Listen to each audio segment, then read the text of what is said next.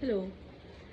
I wasn't able to post videos the last few days. It's been really raining and pouring, and I think I'm going to try and do it at the bookstore instead of from the balcony upstairs.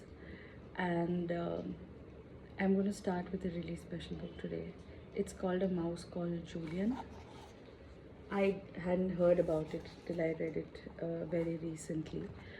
Um, it's a retelling or a different version of um, stories that we've heard growing up about how bigger animals like wolves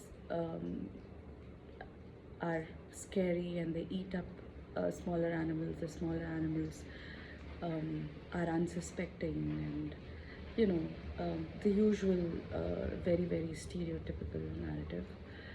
But this one's quite different. um, it's about Julian, who likes being on his own. He has his own house, and he's found ways of not having to engage with other people, the farmer, their children, other animals. He's very happy just being on his own. But one day this wolf sort of crashes into his house, and he's stuck there, and then he can't get out. And while you know both of them are typically thinking like they would, as to one feeling like he's found a prey and the other one feeling preyed upon, they also realize that there are other ways the story can end.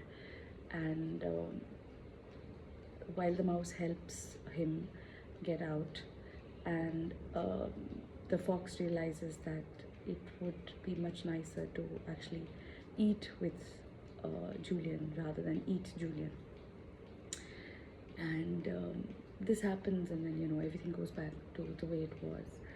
And then again one day, when another situation arises where Julian needs help, the fox kind of saves his life. And then there's a sort of a balance in this relationship. And it just ends with a small note about how they still kind of meet up for dinner sometimes.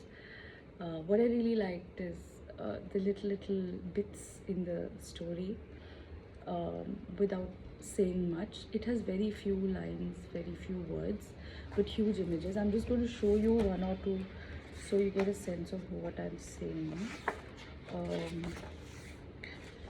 For example, if you look at this page, you see there's only like 2 lines here. There's a lot of art, but that's about it.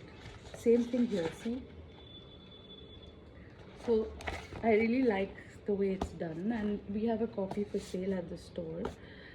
So that's another thing. I thought, if I'm putting out books which are in the sale section, of course we would have other themes that are also very important, like this, where we talk about many things, stereotyping and